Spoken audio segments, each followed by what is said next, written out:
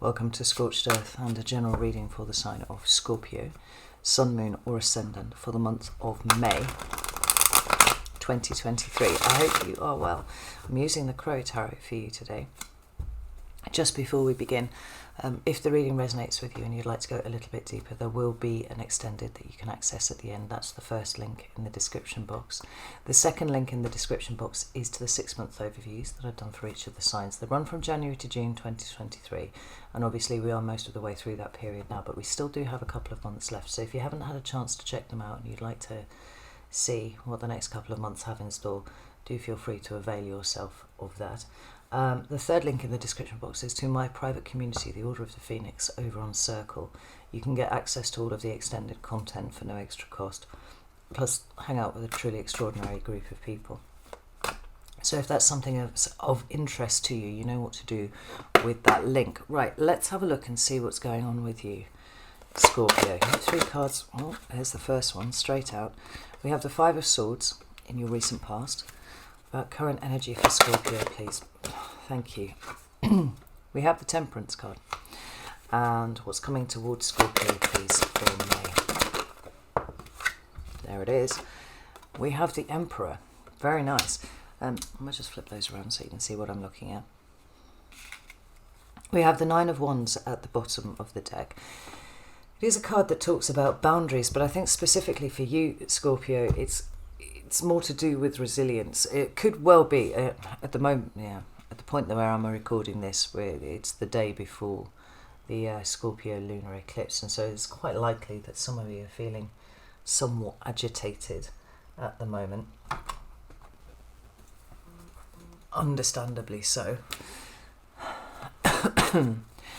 But it's all for the greater good. You know, the Temperance card being in your current energy here means that whatever is coming up for you on the Scorpio lunar eclipse is not designed for you to, continue holding on to. I mean, that's the whole point of it. It's about being released. And I do think on the other side of this, you're going to be feeling much lighter and much more calmly in control of your existence. I think that's probably the best way to put it. Let's get some clarifiers out and see what's going on here. Tell me about this 5 of Swords. Goodness, a whole heap of cards here. Look at this. 10 of Wands, 10 of Cups, 7 of Wands, 7 of Pentacles. Very interesting. We'll get into that in a second. Tell me about the Temperance card, please. We have the 7 of Swords. 777. And we have the 6 of Cups in reverse. That is magnificent. Right. Ooh, itchy nose. Alright, tell me about the Emperor, please. Yeah, wonderful. We have the 9 of Pentacles. And last but not least, for the Emperor, please, we have the Page of Pentacles. Exceptional. Right, we've got the 10 of Swords at the bottom of the deck, and do you know what? I'm not even sweating about it at all. I don't think it's a problem, because the first thing that is truly striking about this reading is the repetition of the 10s and the repetition of the 7s. We've got endings, we've got completion all over this reading here. And they are endings and completions that are, it seems to me, are personally sanctioned. Right? This is the point of realization that you are at the end of an era in some sort of way. You know, we've got other cards that talk about endings. We've got the Death card, the Death card. We have the World card. You know, these talk to endings and completions. Even in some ways, the Wheel of Fortune can indicate that too. But in the minor arcana, it's about the endings that you bring about for yourself, right? The way that you allow things, perhaps that have already ended some time ago, to be released from your fucking person, you know, mentally, physically, emotionally, spiritually. And the 777 is also interesting. In sevens in numerology are the number of the seeker. It's actually a number that I associate very, very strongly with Scorpio anyway. It's not quite possible to map them directly onto the signs, directly onto the numbers. There are shades of Aquarius in 7, but there's a distinct Scorpionic flavour about 7. So What that brings, I think, is the depth. 7 is the number of the seeker. It's somebody who's looking for answers. It's also someone who is perhaps at times more comfortable in their own company than they are in the company of others. But it really does speak of release here.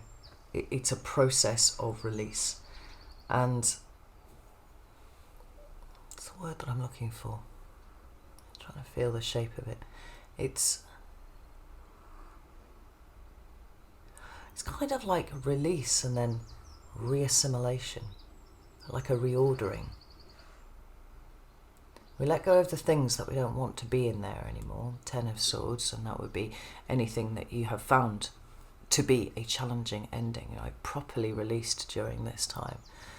And then looking around at what's left and going, well, I can make this a little tidier.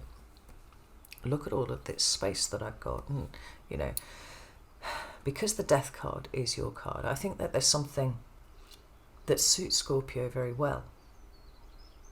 This idea of creating space to allow the new things in. Not traditionally so. It hasn't always been that way with you, Scorpio. But I think as you have begun to understand the importance of release, and it started slow, but by God has it been really growing. The resistance to releasing that which previously defined you, by you, you know, you defined yourself by this. It's feeling less important. And a lot of this old way of defining yourself is being switched out in favour of what you could be and where you could go and how you could feel. It almost feels like it's a wiping clean of the slate, actually. Which is awesome. I mean, we like that very much. Just hold on to this one just in case I want to pull any more. So, we start with the 5 of Swords here in your recent past. And by recent past, I should say that that could be as early as this morning. If you had some sort of epiphany this morning. Or it could be as far back as, 6 weeks ago. And everything in between. And the 5 of Swords, for me, talks most clearly about cognitive loops, thought patterns that we get stuck in, right? And we end up coming to an incorrect conclusion about something because we are either projecting our own insecurities onto it, or we simply just do not understand correctly how the world works, our place in it, stuff like that. And we have those meanings that flow from it then, like self-sabotage and Pyrrhic victories and all these ways that we try and, kind of get one over on circumstances to protect ourselves because we're coming from a place of fear. I mean, ultimately, the 5, any card numbered 5 in the minor arcana, speaks to an instability. Right? In numerology, it's the number of change and evolution. What it says is that which you set up so nicely in the 4 as a foundational level is actually getting blown apart in the 5. What did we see? The 6 of... No, I've just made that up. I'm sure I saw the 6 of Swords somewhere. Anyway. And because it's a Swords card, it relates to the workings of your mind. It relates to the intellect. It relates to the way that your brain processes the information that comes into it. And as we know, as you begin to change the way that your mind works, so different layers of existence are revealed to you, right? This 5 of Swords says something about the way that you have thought about stuff needs to go, right? It needs to be addressed. And I would say it is in regard to endings, and probably a specific ending, actually. I don't think this is necessarily an ending that is going on right now. I think that this is something past. It's something that you have dealt with already in some way or another. But on some level, there's some sort of residual difficulty in truly having released it. It's not released, is what it's saying. It's saying it's still kind of puttering around down there. And often is coming out in terms of self-defense mechanisms, or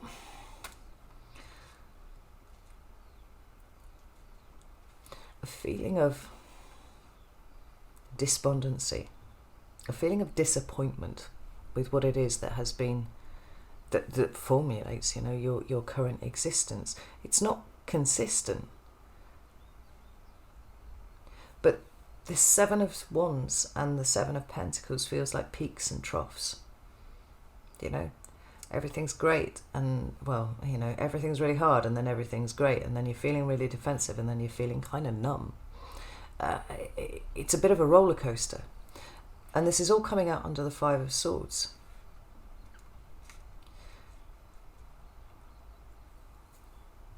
Which means that the originating point is the way that you are thinking about something, the way that you have been thinking about something. I mean, it doesn't necessarily actually even need to be to do with endings per se. It could be about the family dynamic.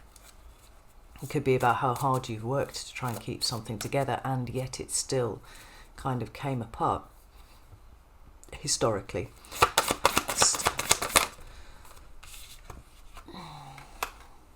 Seven of Wands again. But we also have that Nine of Pentacles there. Now, I'm honouring the fact that it's come out that way, because I think that the way that the cards choose to fall tells us as much as what's actually on the face of the card in itself. And when cards fall out like this, it feels to me like they have not yet committed to this way or that. Now, in the upright, this talks to me about good resource management. This is about your energy going exactly where you want it to go and not leaking out anywhere because of subconscious rumblings that are going on underneath. You know, the triggers. I think triggers can be absolutely exhausting, but they can be your best friend too, because they show you where the healing needs to happen. The thing is, if you're being continually triggered and just sort of resolving that by saying, well, I'm just being stupid, I need to not think about that, or I need to not allow people to see when I'm triggered and things, and it doesn't go beyond that. That would be this here. This is not you managing your resources well. Coming out like this, it says that there is work to be done on the way that you manage your resources, because these pentacles are energetic currency to me. It is your time, your care, your effort, your money, your love, your energy generally. It's anything that you can invest. And this is saying there's still a leak in your bucket somewhere, Scorpio. And whatever it is, I feel like it's coming up to the surface really, really soon. Like I said, the Scorpio lunar eclipse would be a perfect place for this to happen. Now, it doesn't mean that you should feel tortured by this. I mean, quite the reverse. We've got the Two of Swords at the bottom of the deck. I mean, this is very clearly what you do not see. It's also an eclipse. That'll be a solar eclipse, though, I would imagine. Probably. I don't know. Three of Swords. You know, what you do not see, because it is currently buried in your subconscious.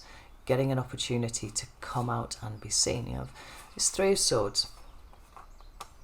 I always thought it was really interesting that it was a swords card when it so clearly has an emotional meaning.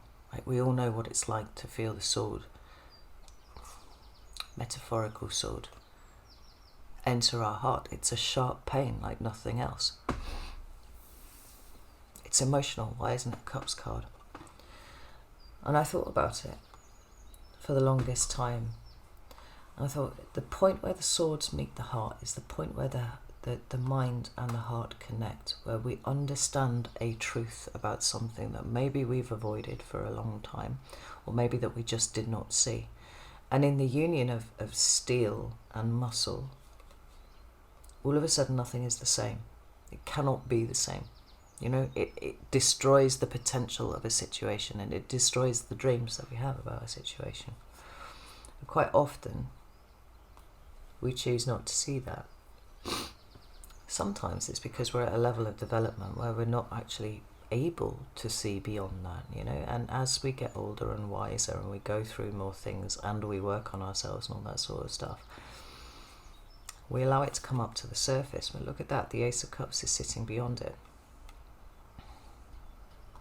I do feel like this energy of feeling lighter is going to be really important for you this month. And I don't think that you should be afraid of whatever it is that comes up that represents the sword through the heart to you at this point, because it's currently eclipsed. It's currently hidden by your subconscious somewhere. And sometimes the most glaringly fucking obvious things are hidden by our subconscious. Like, we literally wouldn't see it if we tripped over it, because the subconscious has done such a good job of wrapping that up and pulling it away from the conscious mind. But as these swords of the conscious mind hit the muscle of your heart, it's like, yeah, that's pretty shit, but I'm not going to let it go. I'm going to release it. My relationship with myself is more important than any kind of residual everything. Residual pain, but also residual ego, you know, the dents and blows that have been received by that. It's less important than it used to be, because you found something new to replace it, something that is more important. Certainly the relationship with yourself, but with these new layers of life. And it's got this, you know, what appears to be snakeskin sitting behind the cup here. And it's actually bending and flexing almost as I'm looking at it here. It's giving us that sense of that biggest snake. And, you know, snakes are symbols of wisdom and all that sort of stuff, but it's more the Ouroboros that I'm thinking of. It's that infinite flex and bend and twist of existence.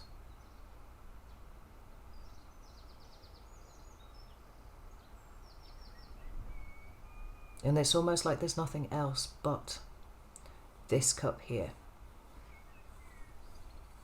I mean, people would probably say that it was the Ace of Wands that was the initiatory point, right? It's the initiatory spark of life, for sure.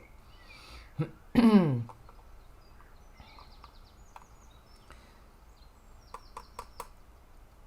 it has to start with you first. And that gives it a step back, I think, to the dreamy, the subconscious, the unconscious, the imaginary, the symbolic, before things start to come into existence. I feel like you've stripped yourself back so hard that whatever difficulties you have experienced in the past, and I've done enough personal readings to know that generally speaking, if you are a Scorpio, it is significant, the amount of trauma that you've been carrying around with yourself for the longest time.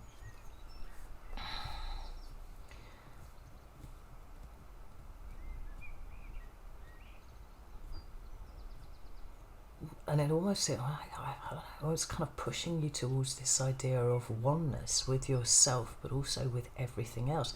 There's a zen here, Scorpio, that is quite difficult to describe, but certainly unusual. And maybe as it fits in with what we've been talking about for the last few months, you know, as the world has become chaotic, more chaotic, as everything is starting to circle the bowl, as it were. Scorpio's been finding their inner peace. They've been finding that you've been like the eye of the storm. And it's directly, inversely proportional, not directly, inversely proportional to how surreal and insane the world is getting outside of you. So like chaos is your bag. You understand how to navigate this. But it's not by being a responsively chaotic being, it's by getting really still. And I think that this is what we're exploring here. I mean, certainly this is what's been coming up.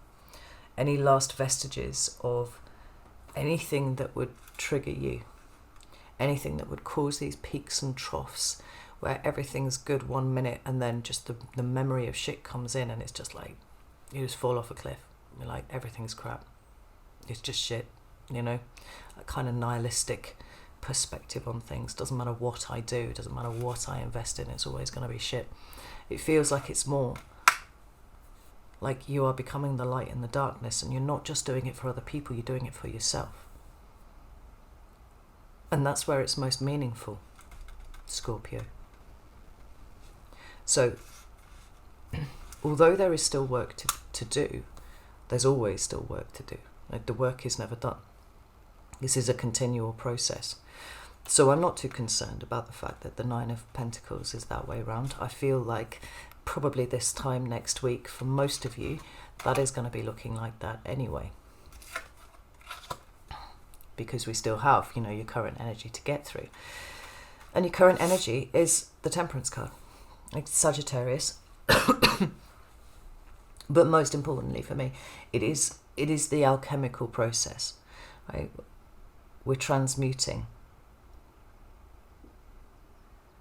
And you, specifically, Scorpio, are transmuting. We're taking pain, we're taking suffering, we're taking betrayal, humiliation, rejection, you know, maybe it's even violence of all sorts. We're taking the memory of that. And it seems to me that what you are doing is transmuting that into something that is much more peaceful. It's the Zen. Everything is being let go. We've got the Seven of Swords there.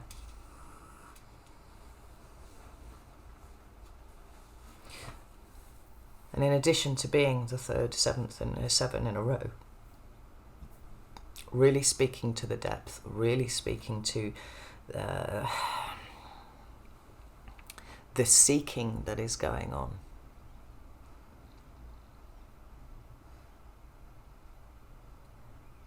The search for answers.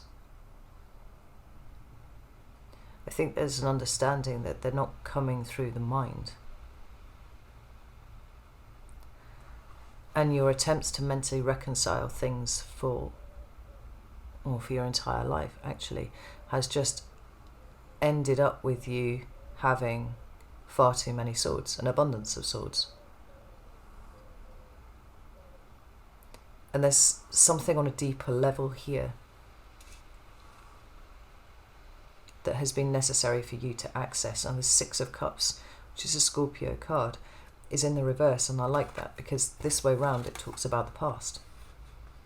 It can talk about, you know, distant past, it can talk about nostalgia, but it can also talk about children, and it can talk about your childhood specifically. I mean, in some cases it can even you know, refer back to past lives as well.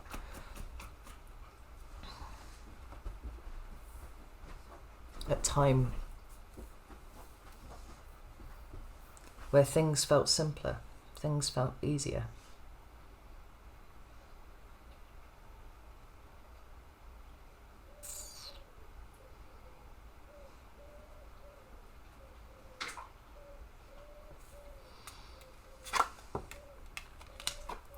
In the upright, it can talk about going backwards, going back into the past.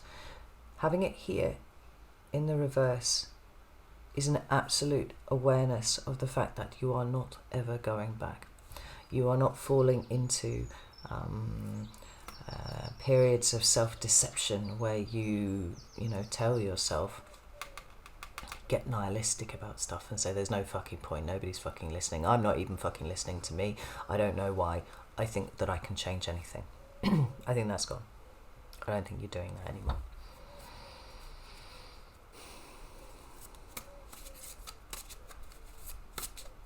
I think that you're willing to take a risk on allowing healing to happen in its entirety.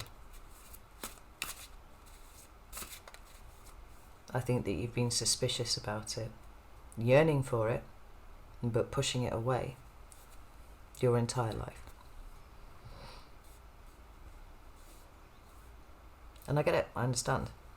When there are such things in your past, and they have become a defining part of your personality, in so much as so much of your character has been structured around self-protection and making sure that you don't get hurt again, this kind of healing speaks to you on a fundamental identity level. So who are you without that? And it can feel risky.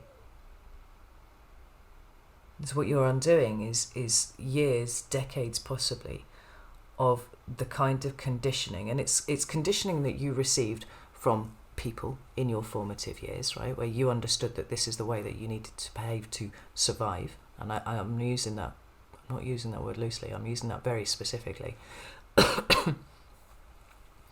but also the conditioning that has come from your sympathetic nervous system, right? Wherever you get triggered, wherever that, fuck, I need to get away from a situation because people are getting too close to me, like I'm too vulnerable.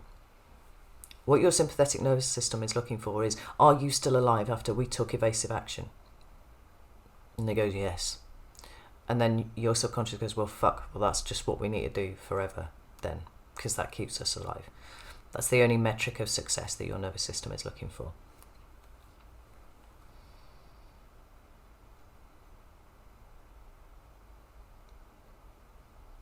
But you've been on a path of untraining that for a good 18 months now, actually. And there's an understanding that has been reached by you, and it's been slow. It's been a long time coming, but nevertheless it's here. And that is, vulnerability is okay. Trust is okay.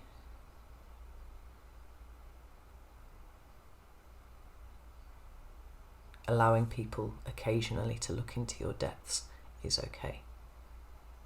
You don't have to think 15 moves ahead to work out the way that the next person is going to fuck you over. It's okay for you to just exist. And that isn't because there is no chance of being fucked over or, attacked in any sort of way in the future. It's because you've grown, Scorpio. You're not the wounded child that you were at one point. You've evolved and you are big and functional and adult, and you can work things out, and you're robust, you're resilient. You don't have to come from a place of fear anymore.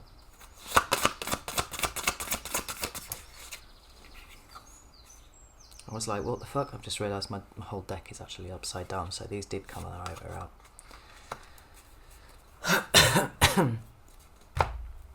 Page of Swords at the bottom of the deck, a mental expansion.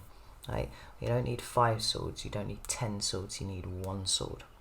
You need to be open to new ways of thinking about things, new ways of letting your mind take in what is going on, right? New ways of relating to the world. My cat's a Scorpio, did you know that? I'm not letting her in there. No, off you go. She's been she's been bombing too many of my videos recently. She keeps bringing in rodents. She's fine, but then she leaves like the bowel on the fucking carpet for me to clean up, and I'm sorry, that's like, it's just not, it's offensive. You're not getting through there.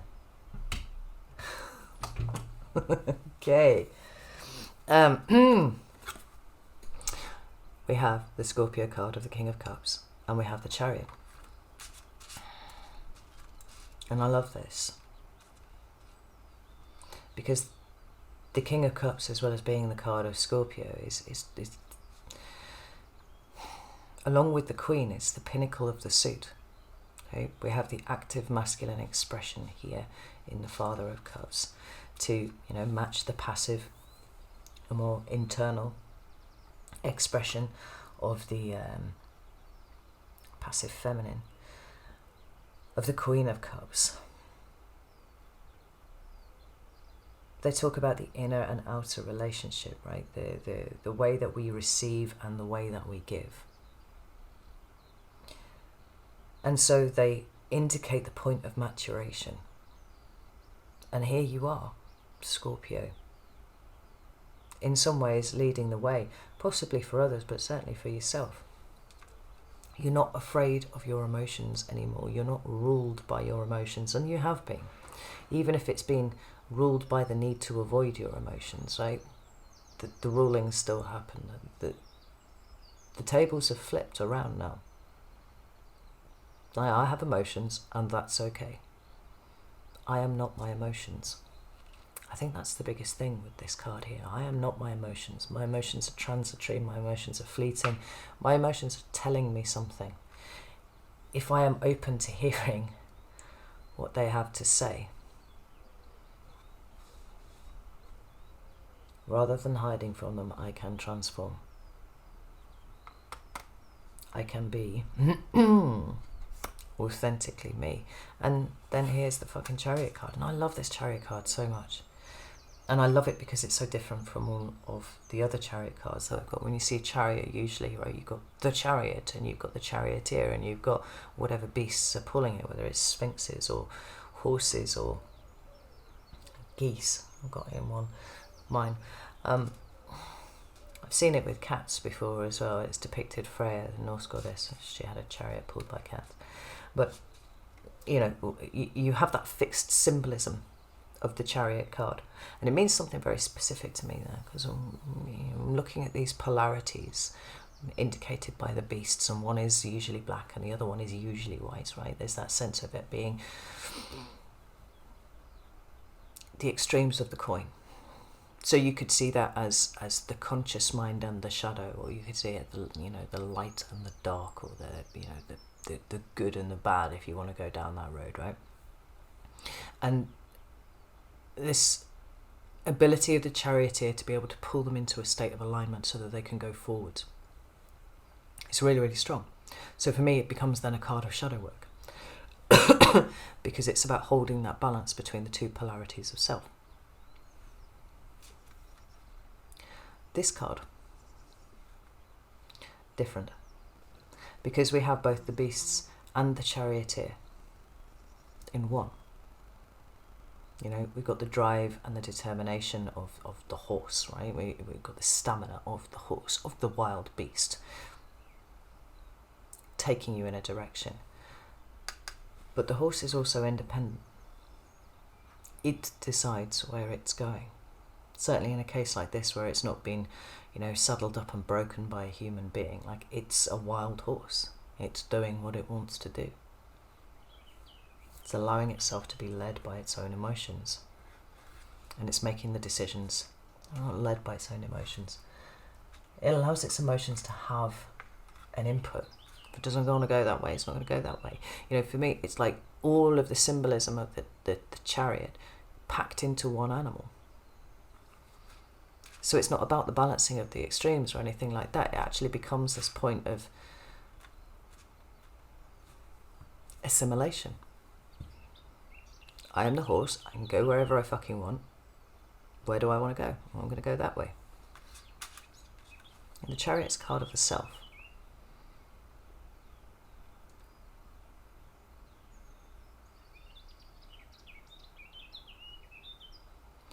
And it says to me that the healing that is happening here, the balance that is occurring, we're seeing the balance here and here, is taking you to a much more authentic version of you. I mean, there you are, than ever your life experiences would have had you believe was possible.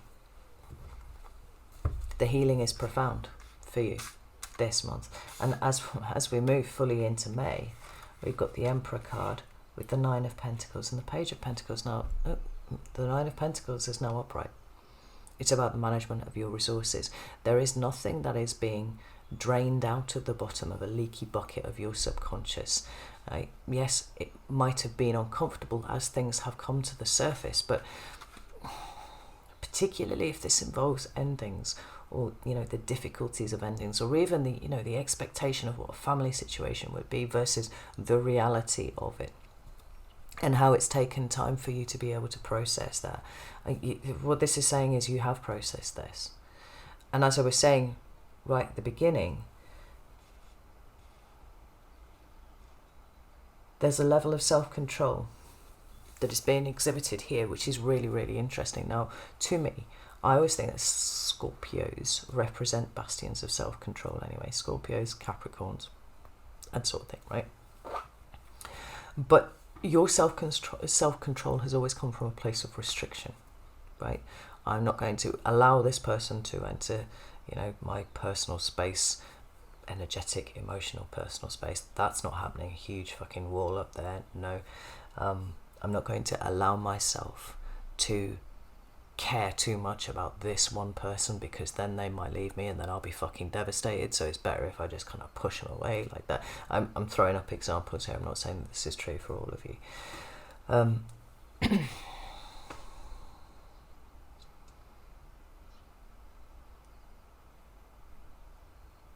It's a discipline that's been built on fear. And I feel like May is the first point where we're flipping that around entirely. Because now the discipline is based on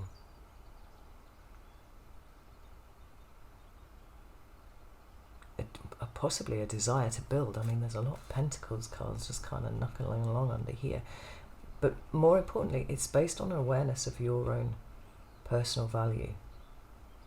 And that has been so fucking lost to you, Scorpio, for the longest time. You know, like I said, defined by your traumatic experiences, possibly, you know, forever. It's how the fuck do you let things like that go? I remember thinking that to myself many, many times. And the answer is by seeing the value in you, where you wouldn't allow yourself to see it before, where possibly you wouldn't allow other people to see it before either.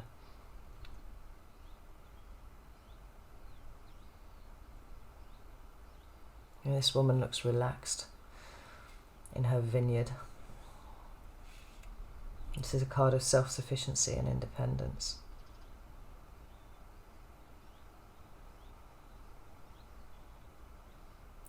But it's an independence that is not coming from, like I said, a place of fear where you're worried that other people will take things away from you, that if you rely on people at all, they will let you down, and then, you know, that will be awful for you to have to deal with.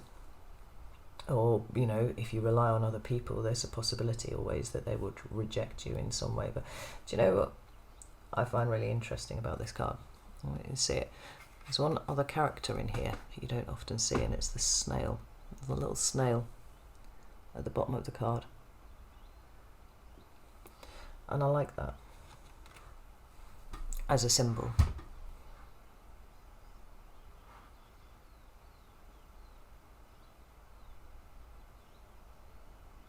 Because it's slow, but it is truly independent. It is truly self-sufficient. And it's just doing its thing. My point is, you're learning to manage your resources.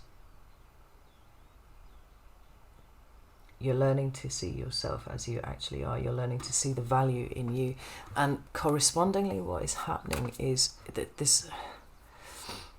there's an obvious order that is starting to reveal itself to you. There's almost like an obvious leadership that is starting to occur within you. As far as other people are concerned, because people are looking at you and they're like, fuck me, Scorpio, so fucking zen, what's going on? I don't understand. And it's not like it's been deliberate. It's not like you've gone out to be a leader in any sort of sense. It's that you've become one. Almost accidentally. And we've got the High Priestess and the Star here. We've got Pisces and Aquarius flanking you here.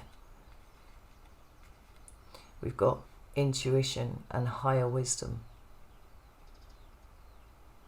The silent knowing coming down through the High Priestess, but we also have hope, Scorpio. Possibly for the first time in a very fucking long time, you have made space for hope. The Star card is known as the Wish card. It represents your highest goals, hopes, dreams, all that sort of thing. I feel bad now. Let her in. Go on, Yin. Go on then. Oh, go on then. Do your thing. Quickly. Yeah. November 18th. She's a Scorpio.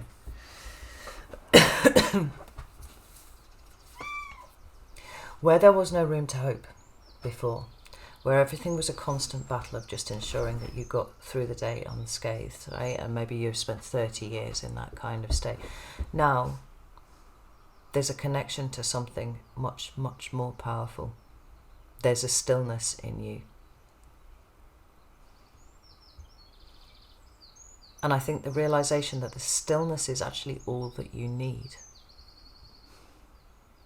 That's what allows, your connection to source, your higher self, your guides, the field, however you want to put it.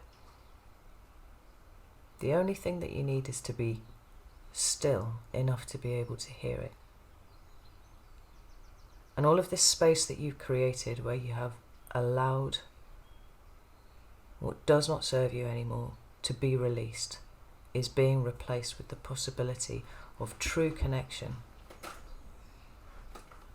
the sort of which might have frightened you in the past, and hope.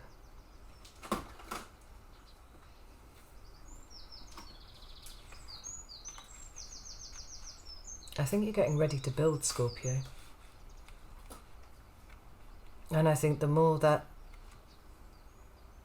the world around you, like I said, is circling the bowl, the more resolute you are, the more determined you are to start creating something that truly matters. Now, I don't know what that is. That could just be your life, right? I want to enjoy every single second of my life, and so I am going to be present and I'm going to be here. And if I'm not enjoying something, I'm going to go and do something else. But it could be something else, Scorpio. It could be a creative project. It could be all sorts of things. But man, are you fucking growing. The Strength card is about your resilience, it's about your strength, it's about your personal growth and personal development, and it's here in fucking spades. To get the agitation of this lunar eclipse out of the way,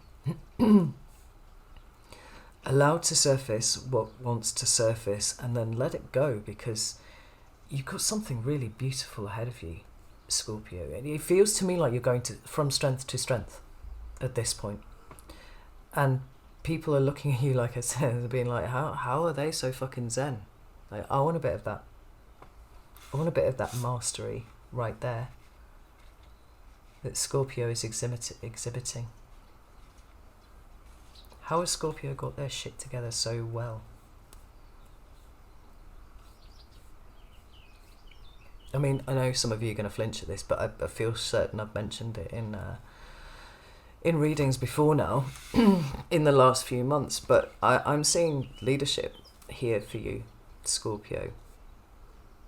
And I mean, that in and of itself might well represent a huge point of growth for you if you're willing to come out of the shadows and be seen. For some of you, I think it's happening accidentally. But whatever it is, you're going to feel so much lighter, so much brighter, so much more resolute, so much more engaged throughout the course of this month. I think it's brilliant. I really do. Right, I'm going to go over to Vimeo now, and we're going to pull May apart, and we're going to have a look at what's going on, what you need to be aware of. So if you want to join me over there, you're very welcome to do so. If not, no shade. First week or so of May might be a little bit like, but from then on, you seem to me to be really hitting your stride, Scorpio. So, good to know. Alright. You're so fucking awesome. I'm so proud of you, honestly. Know that I love you all very, very much. And I'll see you soon.